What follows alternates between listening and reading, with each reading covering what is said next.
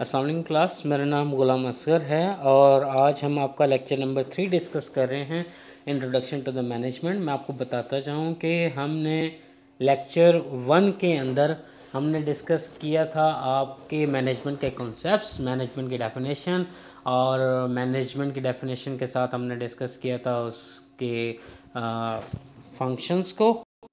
आज हम उसी लेक्चर को कंटिन्यू रखते हुए अपनी मैनेजमेंट की हिस्ट्री को डिस्कस करेंगे। लास्ट टाइम हमने हिस्ट्री में क्लासिकल अप्रोच को डिस्कस किया था और अर्ली मैनेजमेंट को जो है उसके एग्जांपल्स को डिस्कस किया था। अब हम जो है उसी बिहेवियर अप्रोच को जिसे हमने वहाँ स्टार्ट कर चुके थे, हम उसे दोबारा से वहीं से स्टार्ट लेंगे। देखते हैं जी पहली स्लाइड क्या है जी। अब पहली स्लाइड में आपको वही बता रहा है जो हमने प्रीवियस लेक्चर में डिस्कस किया, जो हम फ्यूचर में डिस्कस करने जा रहे हैं। जी पहले भी बता चुका हूँ कि हम बिहेवियरल अप्रोच के अंदर 3 थ्योरीज़ को डिस्कस करते हैं। पहली थ्योरी है मैरी पार्कर फोलेट की, जिसे कि मदर ऑफ साइंटिफिक मैनेजमेंट भी कहा जाता है। दूसरी थ्योरी है चेस्टर बर्नार्ड की, जिसे कहते हैं cooperation and acceptance of authority. और तीसरी है हॉथॉर्न स्टडीज़, जिसे एल्टन मायो ने आपको प्रेजेंट किया था। जी मैरी पार्कर फोलेट की हम पहले भी डिस्कस कर चुके हैं कि इसे मदर ऑफ साइंटिफिक मैनेजमेंट कहते हैं। अब आपका ये दोबारा से रिवाइज हो जाएगा। इसका जो मेजर वर्क था वो था कॉन्फ्लिक्ट रेजोल्यूशन, कि जो भी कॉन्फ्लिक्ट क्रिएट हो ऑर्गेनाइजेशन में उसे किस तरह से रिज़ॉल्व किया जा सकता है। इसे हमने डिस्कस लास्ट टाइम किया था, किस तरह से रिज़ॉल्व किया जा सकता है। उसको रिज़ॉल्व करने के 3 तरीके हैं। पहला है डोमिनेशन के बाद है कंप्रोमाइज़, फिर है इंटीग्रेशन। डोमिनेशन से मुराद ये है कि एक का, अब कॉन्फ्लिक्ट किसे कहते हैं? कॉन्फ्लिक्ट कहते हैं जी आपका इंटरेस्ट डिफरेंट हो, आपके ओपिनियंस अगर डिफरेंट हो तो कॉन्फ्लिक्ट जनरेट होता है। अब पहला है डोमिनेशन में क्या होता है कि एक का जो ओपिनियन होता है वो प्रेफर किया जाता है दूसरे के ओपिनियन पर, इसे कहते हैं डोमिनेशन। दूसरा है कंप्रोमाइज़ में क्या होता है कि दोनों के ओपिनियंस को मिलाकर कोई ऐसी राह बना ली जाती है जिसमें दोनों राज़ी हों। तीसरा है इंटीग्रेशन में ये है कि दोनों अपने ओपिनियंस को रिजेक्ट कर देते हैं और दोनों मिलकर एक ऐसा नया रास्ता तलाश करते हैं जिससे अपने टास्क को अंजाम दिया जा सके। एक तो है कॉन्फ्लिक्ट को रिजॉल्व करने का ये तरीका। दूसरा क्या है जी, कॉन्फ्लिक्ट एंड कोऑर्डिनेशन। वो कहते हैं कि अगर एम्प्लॉयज़ के आपस में कोऑर्डिनेशन हो तो कॉन्फ्लिक्ट को रिजॉल्व करना आसान है। कैसे भला? वो कहते हैं कि सिर्फ़ और सिर्फ कोऑर्डिनेशन जो है ये एक रेसिप्रोकल रिलेशनशिप है कि आपका आपस में कैसा रवैया कैसा है, और इसमें बहुत से फैक्टर्स जो हैं वो इन्वॉल्व होते हैं। दूसरा है कोऑर्डिनेशन बाय डायरेक्ट कॉन्टैक्ट और रिस्पॉन्सिबल पीपल कंसर्न। उन लोगों का डायरेक्टली ताल्लुक़ रखना जिनके साथ कॉन्फ्लिक्ट रेज़ किया जा रहा हो। और हमेशा याद रखें कि कॉन्फ्लिक्ट को हमेशा अर्ली स्टेजेस पर ही रिजॉल्व किया जा सकता है। और कोऑर्डिनेशन जो है ये एक कंटिन्यूस प्रोसेस है, ये कोई स्टेप बाय स्टेप नहीं है कि आज कोऑर्डिनेशन है कल नहीं होगी, नहीं, ये step by step continuous process है कि जो हमेशा जारी रहेगा।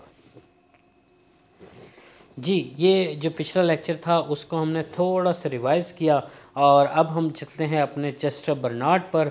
ये दूसरी थ्योरी है जो बिहेवियरल अप्रोच के अंदर दी गई। इस थ्योरी को कहते हैं cooperation and acceptance by authority. इसमें क्या होता है कि मैनेजर्स कहते हैं वो कि ये थ्योरी वाला चेस्टर बर्नार्ड ये कहता है कि जितने भी मैनेजर्स हैं वो अपना कॉपरेशन गेन कर सकते हैं। कैसे भला? कि securing essential services from individuals. फिर है unifying people by clearly formatting an organization purpose and objective. तीसरा providing system of effective communication.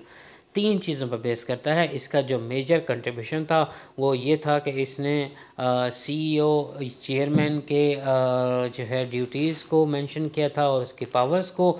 उसके अलावा देखें ज़रा, उसने कहा कि इंडिविजुअल से जो ज़िम्मे टास्क लगाए गए हैं वो उनसे करवाएं, फिर उन्हें एक ऑर्गेनाइजेशन का प्रॉपर पर्पस और ऑब्जेक्टिव्स बताएं और फिर उनका आपस में कम्युनिकेशन भी जनरेट करें। वो कहता है कि पीपल जो लोग होते हैं उनका मैनेजरियल डायरेक्टिव से हटेंगे नहीं अगर उनको जो टास्क दिए गए हैं, अगर जो उनको गोल्स दिए गए हैं अचीव करने के लिए, वो उनकी समझ में आते हों और वो सारे के सारे गोल कंसिस्टेंट हों किसके साथ, और पर्पस ऑफ द ऑर्गेनाइजेशन के साथ। फिर है compatible with the personal interest. अब देखें ना, आपको अगर याद हो तो इंडिया की एक मूवी थी मंगल पांडे, ठीक है, आमिर खान की मूवी है। उसमें क्या किया गया, उसमें जो गन्स बनाई जाती थी, उन गन का जो बुलेट बनाया जाता था, वो बुलेट में पिग्स की जो है वो चर्बी, सुअर की जो चर्बी है वो इस्तेमाल की जाती थी। अब वो मुसलमानों के लिए हराम थी, ठीक है, उसके इस्तेमाल करना चर्बी। अब वो कन्फ्लिक्ट ऑफ इंटरेस्ट है कि हम उसके साथ उस काम को अंजाम देने के लिए कंफर्टेबल नहीं हैं, हम उसको पूरा करने के लिए कंफर्टेबल नहीं हैं, ठीक है, उस कन्फ्लिक्ट को रिजॉल्व करने के लिए। अब इस तरह से हमारा पर्सनल इंटरेस्ट, ऑर्गेनाइजेशन का इंटरेस्ट दोनों था, कॉन्फ्लिक्ट आ गया तो हम उस टास्क को अच्छे से अंजाम नहीं दे सकते।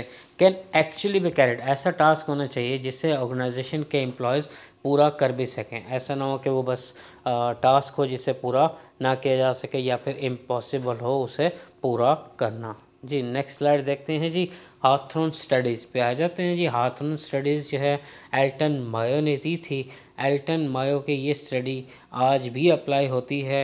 ये उस वक्त दी गई थी जब एल्टन मायो ने ये थ्योरी उस वक्त दी थी जब बहुत ज़्यादा प्रोटेस्ट वगैरह बढ़ गए थे, यूएस में भी, यूरोप में भी, एशिया में भी। एम्प्लॉयज़ जो है वो थे वो स्ट्राइक्स पे चले गए थे, वो काम को उन्होंने बंद कर दिया था, हड़ताल कर दी थी, ठीक है, यूनियंस का ज़ोर था। अब उस वक्त ये स्टडीज़ दी गई थी। इस स्टडीज़ में इन्होंने प्रोडक्टिविटी को बढ़ाया, वर्कर्स के सेटिस्फेक्शन को बढ़ाया और कंडीशंस को इम्प्रूव किया। देखते हैं जी एल्टन मायो ने क्या क्या काम किया है। एल्टन मायो ने काम किया जिसमें वर्कर्स की फीलिंग्स को मद्देनज़र रखा और उस फीलिंग्स का इफ़ेक्ट देखा उनके वर्क के ऊपर, ठीक है। फिर उसने एक ये भी बात इस्टेब्लिश की कि financial incentives is not enough, कि फाइनेंशियल इंसेंटिव्स सिर्फ काफ़ी नहीं हैं लोगों को, वर्कर्स को मोटिवेट करने के लिए और ज़्यादा इंसेंटिव्स देने पड़ेंगे। फाइनेंशियल इंसेंटिव से मुराद के वही किसी को बोनस दे दिए, किसी की सैलरी बढ़ा दी। फिर है ग्रुप्स, नॉर्म्स एंड बिहेवियर्स, ठीक है, ग्रुप्स को बनाकर उनका आपस में जो रूल्स होते हैं, ठीक है, उसके अलावा बिहेवियर उनका, वो भी काम के साथ ताल्लुक़ उसका बहुत ज़्यादा है, क्योंकि मैंने आपको भी बताया कि यूनियंस बहुत ज़्यादा पावर में थी, इस वजह से इस थ्योरी को हाथरन इफ़ेक्ट भी बोला जाता है। जी, क्योंकि आपको पता है कि हम ऑर्गेनाइजेशन के अंदर जो है एम्प्लॉयज़ के बिहेवियर को टुवर्ड द ऑर्गेनाइजेशनल वर्क हम डिस्कस कर रहे हैं कि एम्प्लॉयज़ ऑर्गेनाइजेशन के टास्क को अंजाम देने के लिए जो बिहेवियर अपनाता है, हम इससे डिस्कस कर रहे हैं। तो उस बिहेवियर को कहा जाता है ऑर्गेनाइजेशनल बिहेवियर। ऑर्गेनाइजेशनल बिहेवियर के साथ जो जो थ्योरी थी, हमने पहले पार्कर फोलेट की थ्योरी डिस्कस की, फिर हमने चेस्टर बर्नार्ड की थी, ठीक है। उसके बाद ये दो थ्योरीज़ और दी गई हैं, ये आपके कोर्स वर्क का हिस्सा नहीं है, बट फिर भी आप इसे पढ़ना चाहें तो पढ़ लीजिएगा। जी, अब वो ये कहता है कि जैसे आपको पता है कि जो भी थ्योरी आप डिस्कस करते हैं उस थ्योरी का आज की दुनिया में ऑर्गेनाइजेशन में यूजेज वो ज़रूर पूछता है। तो वो ये पूछना चाहता है कि ये जो बिहेवियरल अप्रोच आपने पढ़ी, मैरी फॉलेट की पढ़ी, ठीक है, उसके बाद हाथरन स्टडीज़ पढ़ी, चेस्टर बर्नार्ड पढ़ी, तो आज की जो ऑर्गेनाइजेशन है उसमें इसका यूजेज क्या है। तो इसकी हाथरन स्टडीज़ का मैं आपको बताता चलूँ कि इन्होंने बेस रखी थी मोटिवेशनल थ्योरीज़ की, लीडरशिप थ्योरीज़ की, ग्रुप बिहेवियर्स की, ये सारी की सारी बेसिस हाथरन स्टडीज़ ने रखी थी, ठीक है। उसके अलावा जो पहली स्टडीज़ हमने डिस्कस की चेस्टर बर्नार्ड की, उसने आपके सीईओ, चेयरपर्सन, उनकी ड्यूटीज़ और उनकी रिस्पॉन्सिबिलिटीज़ को डिस्कस किया था, वो भी आजकल डिस्कस होती हैं। उससे पहले मैरी फॉलेट थी, वो एम्प्लॉयज़ को टीम वर्क करने में, आपस में कम्युनिकेट करने में उनको प्रेफर करते हैं। अब क्वांटिटेटिव अप्रोच, अब ये नई अप्रोच है। क्वांटिटेटिव अप्रोच को समझाने से पहले मैं आपको एक एग्जांपल बताता हूँ। एग्जांपल ये है जी कि बहुत ज़्यादा मुश्किल होती है पैसेंजर्स को जहाज़ के अंदर अपनी कंसर्न सीट ढूंढने में। इन्होंने एग्जांपल दी है, इन्होंने कहा कि पैसेंजर्स जो हैं वो आपस में टकरा जाते थे जब वो एयरप्लेन पर क्या करते थे कि अपनी सीट को ढूंढ रहे होते थे, ठीक। इस वजह से क्या होता था कि एयरलाइंस को बहुत ज़्यादा नुकसान होता था कि उन्हें बैक इन दी एयर जाने में बहुत ज़्यादा टाइम लग जाता था। ठीक है, तो इन्होंने एक रिसर्च की और रिसर्च करने से एक रिसर्च की गई जिसे कहा गया रिवर्स पैरामिड। इससे क्या हुआ कि एटलीस्ट 2 मिनट्स इन्होंने बचा लिए बोर्डिंग टाइम से, जिसके ज़रिए इन्होंने क्या किया, एयर टाइम इनका बच गया। तो कहने का मकसद ये है कि ये जो सारा अप्रोच और जो मेथड यूज़ किया गया है इसे क्वांटिटेटिव अप्रोच कहते हैं। ठीक है, अब ये क्वांटिटेटिव अप्रोच होते क्या है उसे डिस्कस करते हैं। क्वांटिटेटिव अप्रोच कहते हैं जी use of quantitative techniques to improve decision making. ठीक है, क्वांटिटेटिव टेक्निक्स, स्टैटिस्टिकल, मैथमेटिकल, सारे के सारे टेक्निक्स जो हैं डिसीजन मेकिंग के लिए अगर यूज़ की जाएँ तो उसे क्या कहते हैं, क्वांटिटेटिव अप्रोच कहते हैं। कौन कौन से क्वांटिटेटिव अप्रोचेस हैं ज़रा देखें ज़रा। स्टैटिस्टिक्स है, ऑप्टिमाइजेशन मॉडल्स हैं, इंफॉर्मेशन मॉडल्स हैं, कंप्यूटर सिमुलेशंस हैं, अनदर क्वांटिटेटिव टेक्निक्स और मैनेजमेंट एक्टिविटीज़ हैं। क्या आपको सिमुलेशन पता है? ठीक है, नहीं पता। सिमुलेशन कैसे कहते हैं? सिमुलेशन कहते हैं कि बहुत से वेरिएबल्स का अगर आपस में रिलेशनशिप फाइंड आउट करना हो तो उसके लिए हम सिमुलेशन का सॉफ्टवेयर यूज़ करते हैं। मैं आपको एग्जांपल देता हूँ। कोविड-19 अभी आप उससे इफ़ेक्ट भी हो रहे हैं, बहुत ज़्यादा फैल भी रहा है। आपको पता है कि इसके वैक्सीन की सर्च जो है, रिसर्च सबसे ज़्यादा जल्दी की गई और इसको कम्बिनेशंस को ढूंढा गया। अब आपको नहीं पता था कि इसका प्रॉब्लम क्या है। उन्होंने क्या किया, ये देखा कि इस कोविड का इफ़ेक्ट क्या क्या है, कहाँ कहाँ इफ़ेक्ट करती है, उसको सॉफ्टवेयर में डाला। और फिर इनके पास जितनी ड्रग्स के फार्मूलाज थे, सारे ड्रग्स के फार्मूलाज जो हैं वो भी इन्होंने डाल दिए सॉफ्टवेयर के अंदर, सिमुलेशन सॉफ्टवेयर के अंदर। अब सिमुलेशन सॉफ्टवेयर का क्या है कि वो according to the situation, according to the disease, उसने क्या किया कि बेस्ट कम्बिनेशन निकाल के दिया ड्रग्स का, कि इस ड्रग के इतनी मिकदार, इस ड्रग के इतनी मिकदार। उसने एक नया फार्मूला बना दिया जो कि इफ़ेक्ट होगा कि नहीं होगा। एटलीस्ट 6 मंथ्स लगते हैं कि किसी भी फार्मूले के साइड इफ़ेक्ट को चेक करने के लिए। वो एक फर्दर प्रोसेस है, फर्दर डिस्कशन है। सिर्फ आपको समझाना ये था कि सिमुलेशन सॉफ्टवेयर क्या होते हैं और कंप्यूटर सिमुलेशन क्या है। लीनियर प्रोग्रामिंग है, वर्क स्केजुलिंग हम इसी के ज़रिए करते हैं। ये इकोनॉमिक ऑर्डर क्वांटिटी आप डिस्कस करेंगे अकाउंटिंग में। मैं आपको भी इसका थोड़ा सा कॉन्सेप्ट बता देता हूँ कि इकोनॉमिक ऑर्डर क्वांटिटी किसे कहते हैं। देखें, आपने एक साल के अंदर 5000 यूनिट्स बनाने हैं प्रोडक्ट के। ठीक है, उस 5000 यूनिट्स को बनाने के लिए आपको रॉ मटेरियल भी चाहिए। तो इस सवाल का जवाब कि क्या वो रॉ मटेरियल पूरे साल का इकट्ठा उठा लिया जाए, या फिर 6 मंथ्स का उठाया जाए, या फिर 3 मंथ्स का, या फिर जब ज़रूरत पड़े तब उधार लिया जाए, तब ले लिया जाए। तो इसका जो जवाब है ये इकोनॉमिक ऑर्डर क्वांटिटी में आता है। ज़रा देखें, दोबारा से सवाल को सुने कि अगर आपने प्रोडक्ट्स बनानी हैं 5000 और 5000 प्रोडक्ट्स बनाने के लिए जो रॉ मटेरियल है वो क्या सारा का सारा रॉ मटेरियल पूरे साल का इकट्ठा उठा लीजिए। अगर आप इकट्ठा उठा लेते हैं तो नुकसान क्या है?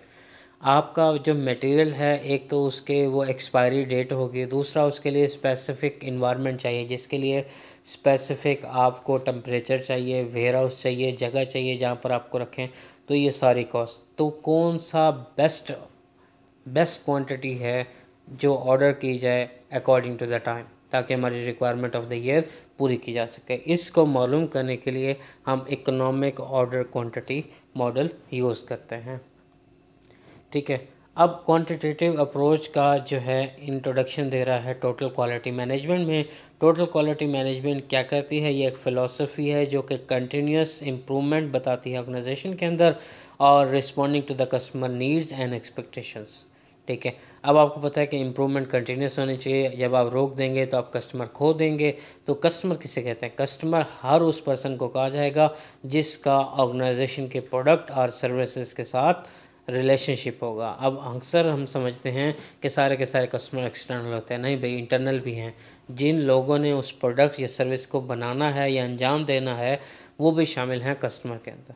अब कंटिन्यूस इम्प्रूवमेंट इम्पॉसिबल है अगर आपके पास एक्यूरेट मेजरमेंट्स ना हो तो एक्यूरेट मेजरमेंट लेने के लिए आपको स्टैटिस्टिकल टेक्निक यूज़ करनी पड़ती हैं जिसके ज़रिए ऑर्गेनाइजेशन का प्रोसेस चलता है, वर्क प्रोसेस।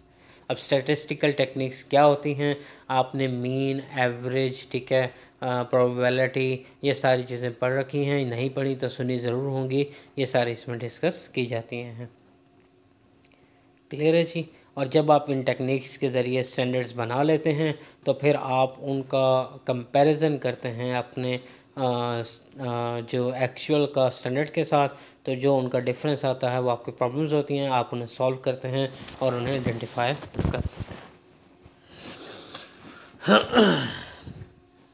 अब क्वालिटी मैनेजमेंट है क्या? क्वालिटी मैनेजमेंट को डिस्कस करने के लिए उसने 6 पॉइंट्स डिस्कस किए हैं, जिसमें से सेलर पॉइंट है इंटेंस फोकस ऑन कस्टमर।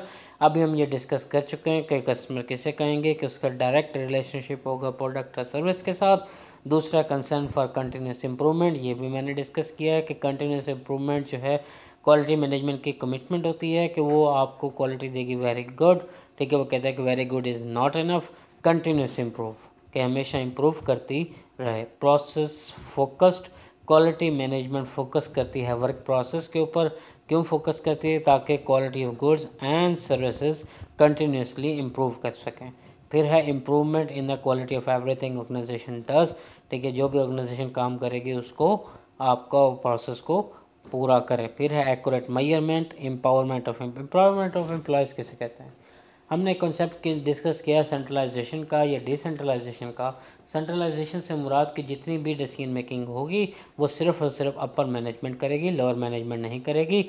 लेकिन डिसेंट्रलाइजेशन में ये होता है कि कुछ पावर्स जो हैं वो आप अपने सुपीरियर्स को, जो सबऑर्डिनेट्स होते हैं उन्हें दे देते हैं, सुपरवाइजर्स को दे दी जाती हैं, कुछ मिडिल मैनेजर्स को दे दी जाती हैं, कुछ एम्प्लॉयज़ को भी दी जाती हैं, ताकि टास्क को एफिशिएंटली अंजाम दिया जाए और अपने वर्क प्रोसेस को स्लो मत किया जाए। ये एक सब्जेक्ट है पूरा का पूरा टोटल क्वालिटी मैनेजमेंट का। ये सर सावल आपको पढ़ाएंगे, मे बी ये BBA 7th या 6th में पढ़ाया जाएगा, ठीक है, कंप्लीट स्टडी के साथ।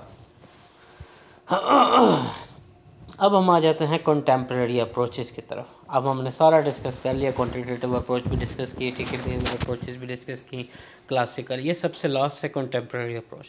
कंटेम्प्रेरी अप्रोच क्या थी? कंटेम्प्रेरी अप्रोच ये बताती है कि जितनी भी आपने स्टडीज़ पहले डिस्कस किए हैं वो सारी के सारी स्टडीज़ ये इस बात को डिस्कस करती थी कि हाउ मैनेजर्स मैनेज, और वो किस तरह से इन्फ्लुएंस करता था मैनेजमेंट के प्रोसेस को या ऑर्गेनाइजेशन को। लेकिन इसने ये इस कंटेम्प्रेरी अप्रोचेस में इसने ये डिस्कस किया कि मैनेजमेंट की जो भी इफ़ेक्टिवनेस है किसके ऊपर? इन्वायरमेंट के ऊपर। अब इन्वायरमेंट किसे कहते हैं? इन्वायरमेंट कहते हैं जी outside the boundaries of organization की बाउंड्री से बाहर। तो दो तरह की कंटेम्प्रेरी थ्योरीज डिस्कस की गई हैं, system and contingency. System and contingency. सबसे पहले सिस्टम थ्योरी को डिस्कस करते हैं। सिस्टम थ्योरी को डिस्कस करने से पहले हम सबसे पहले सिस्टम की डेफिनेशन देखते हैं। सिस्टम किसे कहते हैं? सिस्टम कहते हैं जी set of interrelated and interdependent organizational independent parts arranged in a manner that produces a unified whole. कहने का मकसद ये है कि मुख्तलिफ पार्ट्स जो हैं वो आपस में इस तरह से इंटरेक्ट करते हैं कि उनका एक सिंगल गोल अचीव किया जा सके। अब दो तरह के सिस्टम होते हैं, एक होता है क्लोज सिस्टम, एक होता है ओपन सिस्टम। क्लोज सिस्टम ये होता है कि जिसका इन्वायरमेंट के साथ कोई इंटरेक्ट ना हो और वो उसे इन्फ्लुएंस भी ना करता हो। ओपन सिस्टम जो होता है, ओपन सिस्टम इन्फ्लुएंस करता है और इंटरेक्ट करता है ऑर्गेनाइजेशंस को, इन्वायरमेंट को। अब हमारी जो ऑर्गेनाइजेशन का सिस्टम है हम उसे ओपन सिस्टम कहते हैं। ओपन सिस्टम क्यों कहते हैं? क्योंकि हमारी ऑर्गेनाइजेशन इंटरेक्ट भी करती है, इन्फ्लुएंस भी करती है किसको? इन्वायरमेंट को, ठीक है। अभी ये नेक्स्ट स्लाइड को देखते हैं, उसमें एक डायग्राम मैंने बनाई है। इस डायग्राम में देखें कि ऑर्गेनाइजेशन जो है वो इन्वायरमेंट के साथ इंटरेक्ट कैसे करती है। सबसे पहले इंटरेक्ट करती है कि उसमें इनपुट्स लेती है। इनपुट्स में आपका रॉ मटेरियल हो गया, ह्यूमन रिसोर्स हो गया, कैपिटल हो गया, टेक्नोलॉजी होगी, इंफॉर्मेशन होगी। सब कुछ लेने के बाद उस प्रोसेस ट्रांसफार्मिंग का प्रोसेस करती है कि अगर वो रॉ मटेरियल है तो उसे प्रोडक्ट में ट्रांसफ़र करेगी, ठीक है। तो employees work activities, management activities, technology and operation field methods, ठीक है। उसके बाद वो क्या करती है? आउटपुट जनरेट करती है जिसका ताल्लुक भी एनवायरनमेंट के साथ है, product and services, financial results, information, human results. अब ये सारा का सारा इनपुट एंड आउटपुट दोनों का ताल्लुक इन्वायरमेंट के साथ है। अब इनका आपस में जो फीडबैक है वो दोनों इफ़ेक्ट होते हैं ऑर्गेनाइजेशन से। क्लियर है जी सबको? अब ये जो सारी की सारी हमने सिस्टम थ्योरी डिस्कस की है, वैसे तो ये बातें लग रही हैं लेकिन ऐसा नहीं है, क्योंकि कोई भी ऑर्गेनाइजेशन है उसका सप्लायर के साथ रिलेशनशिप है, उसका गवर्नमेंट रेगुलेशंस के साथ रिलेशनशिप है, उसका कस्टमर्स के साथ, कंज्यूमर्स के साथ रिलेशनशिप है। तो ये सारे किस में आते हैं? आउटसाइड ऑफ द ऑर्गेनाइजेशन, किसके साथ? एनवायरनमेंट के साथ। अब एक स्टारबक्स की एग्जांपल दे रहे हैं कि अगर एक रेस्टोरेंट का मैनेजर है, उसकी ड्यूटी ये है कि वो जब विंडो से ऑर्डर दिया जाए, फर्स्ट काउंटर पे ऑर्डर दिया जाए और फिर वो कस्टमर जो है वो ड्राइव थ्रू विंडोज़ ड्राइव करता है और डिलीवरी लेता है प्रोडक्ट्स की, वहाँ पर फूड्स पहुँचाई जाती है, फिर कस्टमर्स का फीडबैक भी देता है। ये सारा का सारा काम एक सिस्टम के थ्रू होता है जिसे वो मैनेजर चला रहा है। इस तरह से क्या होता है कि रेस्टोरेंट अपनी डेली सेल्स कर पाता है। दूसरी है जी कंटीजेंसी अप्रोच। जो सिस्टम मैंने डिस्कस किया वो प्रेडिक्टेबल था कि हमें पता है कि हमने इस तरह से टास्क को अंजाम देना है। ये सारा कंटीजेंसी अप्रोच ये कहती है कि जो सिचुएशंस हैं वो कंटिन्यूसली चेंज हो रही हैं, कोई भी सिचुएशन प्रेडिक्टेबल नहीं है, अनस्टेबल है। ठीक है, तो कंटीजेंसी अप्रोच को अक्सर हम सिचुएशनल अप्रोच भी कहते हैं। इसमें ये कहा जाता है कि डिफरेंट ऑर्गेनाइजेशन डिफरेंट हैं। मतलब अभी हमने एक रेस्टोरेंट की एग्जांपल ली, एक मैन्युफैक्चरिंग ऑर्गेनाइजेशन है, फिर ट्रेडिंग ऑर्गेनाइजेशन है, फिर सर्विसिंग है। ठीक है, फिर मुख्तलिफ़ किस्म के कारोबार हैं, मुख्तलिफ़ किस्म के सिचुएशन से वो डील करते हैं। ठीक है, मुख्तलिफ़ तरीके से मैनेज करते हैं।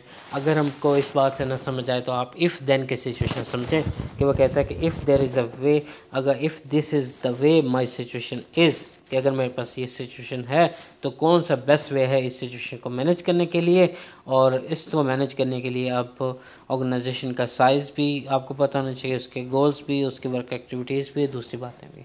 अभी हम ये डिस्कस करते हैं कि कौन कौन से ऐसे फैक्टर्स हैं जो किसी भी ऑर्गेनाइजेशन के सिचुएशंस को इफ़ेक्ट करते हैं। सबसे पहले ऑर्गेनाइजेशन का साइज़। ऑर्गेनाइजेशन साइज़ जिस तरह से इंक्रीज़ होता है तो कोऑर्डिनेशन के प्रॉब्लम्स आ जाते हैं। मतलब एक ऑर्गेनाइजेशन में 50 एम्प्लॉयज़ हैं तो उनका आपस में इजीली कोऑर्डिनेशन करवाया जा सकता है। कुछ ऑर्गेनाइजेशन में 50,000 एम्प्लॉयज़ हैं तो उनका आपस में कोऑर्डिनेशन मुश्किल हो जाता है। Routineness of task, technology, environment, uncertainty, individual differences, ये सारी बातें हम पहले भी डिस्कस कर चुके हैं। इन्हें एक दफ़ा स्टडी करें, अगर प्रॉब्लम हो तो बिला झिझक पूछ लीजिएगा। अब what do managers face today when managing. अब हमने सारी थ्योरीज डिस्कस की, इतनी सारी थ्योरीज, फिर हमने ये बातें भी डिस्कस करते रहे कि आज की दुनिया में हम क्या क्या कर रहे हैं, आज के ऑर्गेनाइजेशंस क्या क्या अडॉप्ट करें। अब हमने ये देखना है कि ये सारी थ्योरीज़ के बावजूद आज के ऑर्गेनाइजेशंस क्या करते हैं। आज के ऑर्गेनाइजेशन का स्ट्रक्चर डिफरेंट हो चुका है। कैसे भला? 1837 में टेलीग्राफ आया था और टेलीग्राफ से कम्युनिकेशन स्टार्ट हुई थी। कम्युनिकेशन स्टार्ट होने के बाद आज की दुनिया में जैसे कि कोविड है, अब लोग अक्सर घरों में बैठे हुए अपने टास्क को अंजाम दे रहे हैं, तो उनका जो कनेक्शन है वो 24 आवर्स ऑर्गेनाइजेशन के साथ उनका ताल्लुक़ है। वो चाहे वायर्ड हैं चाहे वायरलेस हैं, दोनों का आपस में ताल्लुक़ ज़रूरी है। दोनों आपस में कोऑर्डिनेट कर रहे हैं, टास्क को अंजाम दिया जा रहा है। अब वो बात नहीं रही कि आप 9 to 7 काम करें और काम करके घर चले जाएं तो आपका कोई ताल्लुक़ नहीं ऑर्गेनाइजेशन के साथ, ऐसा बिल्कुल भी नहीं है। ठीक है जी, ये हमारा आज का लेक्चर था। आप इस लेक्चर को स्टडी करें, पढ़ लें, जो भी प्रॉब्लम हो मुझसे डिस्कस करें। Thank you so much. Allah.